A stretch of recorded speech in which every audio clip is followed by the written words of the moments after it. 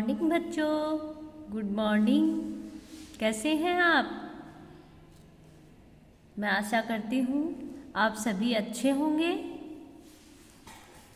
चलो तो बच्चों, आज हम अपनी हिंदी की बुक है उसका पाठ नंबर 9 पढ़ेंगे। इसमें क्या है? पाठ का नाम क्या है? माँ की सीख। तो देखो बच्चों, माँ का स्थान अपने जीवन में सबसे ऊपर होता है। सबसे ऊपर होता है ना माँ का स्थान, क्योंकि माँ ही है जो अपनी मम्मी है वो ही अपना पूरा काम करती है ना मम्मी पूरा काम। जैसे आपको कुछ पीड़ा होती है तो आप सीधे अपनी मम्मी के पास जाते हैं, कुछ चीज़ लेनी होती है तो भी अपनी मम्मी के पास जाते हैं। मम्मी ही है जो एक बच्चे की पहली शिक्षक होती है। पहली शिक्षक क्यों होती है मम्मी? क्योंकि मम्मी है जो माँ है अपनी, वो ही हमें सबसे पहले बोलना, चलना, उठना, बैठना सब सिखाते हैं कि बेटा ऐसे नहीं करना चाहिए, ऐसे करना चाहिए। इसलिए जो अपनी माँ है वो ही अपनी पहली शिक्षक होती है। बच्चे की पहली शिक्षक है माँ ही होती है। बालक के लिए माँ का स्थान सबसे ऊंचा होता है ना अपने जीवन में माँ का स्थान सबसे ऊपर होता है। माँ बालक की प्रथम गुरु होती है। माँ ही बालक की, मैंने बताया ना अभी कि माँ ही है जो बच्चे की प्रथम शिक्षक होती है। वह उसे जीवन के लिए उपयोगी सीख प्रदान करती है। माँ है जो बच्चे को जीवन के लिए, जो जीवन में आगे जीवन में काम आने के लिए उपयोगी सीख है जो प्रदान करती है, मतलब देती है। माँ ही देती है ना हमें अच्छी अच्छी शिक्षा कि बेटा ऐसे नहीं करना चाहिए, गलत नहीं बोलना चाहिए, ऐसे नहीं, आपको ऐसे करना है। माँ ही सिखाती है। तो चलो बच्चों, इस कविता के बारे में, इसमें आज एक कविता दी हुई है, इस कविता के बारे में हम पढ़ेंगे। पहले तो हम ये कविता पढ़ेंगे।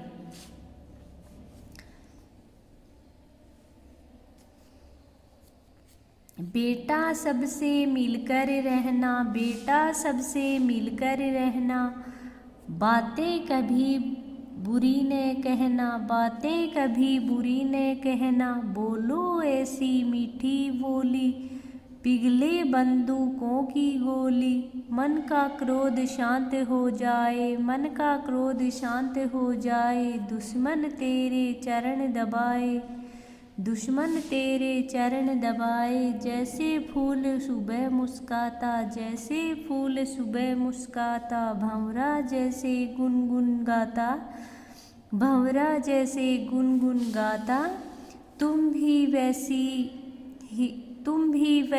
ही खुश रहना, तुम भी वैसे ही खुश रहना, दुख में कभी न आहें भरना, दुख में कभी न आहें भरना, रूखा सूखा अपना खाना, लेकिन कभी न हाथ फैलाना, लेकिन कभी न हाथ फैलाना, जो भी दीन दुखी आ जाए, जो भी दीन दुखी आ जाए, तेरे दर पे शीश झुकाए, तेरे दर पे शीश झुकाए, उसकी करना सदा भलाई, उसकी करना सदा भलाई, सबसे अच्छी यही कमाई, सबसे अच्छी यही कमाई।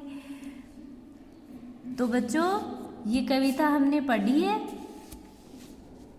इस कविता को गाया है ना। तो इसमें क्या बोल रही है? ये एक मम्मी है, वो अपने बच्चे को शिक्षा दे रही है, शिक्षा दे रही है ना। तो चलो, इसको हमने गाया है, अब इसका अर्थ भी देख लेते हैं। बेटा सबसे मिलकर रहना, बेटा सबसे मिलकर रहना, बातें कभी बुरी न कहना, बोलो ऐसी मीठी बोली, पिघले बंदूकों की गोली। तो देखो बच्चों, बेटा सबसे मिलकर रहना, बेटा सबसे मिलकर रहना है, सबसे प्यार से बात करनी है, बातें कभी बुरी न कहना, किसी को भी बुरी बात या कड़वी बात नहीं कहनी है, बोलो ऐसी मीठी बोली, ऐसी मीठी बोली बोलो, पिघले बंदूकों की गोली। बंदूकों की गोली कैसे पिघलेगी, आप सोच रहे होंगे कि बोलने से बंदूकों की गोली कैसे पिघलती है। तो देखो बच्चों, बंदूकों की गोली पिघलने का मतलब है कि अगर आपके सामने वाला क्रोधित या गुस्सा हो रहा है तो आप ऐसी मीठी बोली बोलो कि सामने वाला पिघल जाए। मन का क्रोध शांत हो जाए, दुश्मन तेरे चरण दबाए। मन का क्रोध है, जो सामने वाला है वो अगर क्रोधित हो रहा है, गुस्सा हो रहा है, तो आप इतना मीठा बोलो कि उसका गुस्सा है जो शांत हो जाए। दुश्मन तेरे चरण दबाए, और दुश्मन भी तेरे चरण दबाए।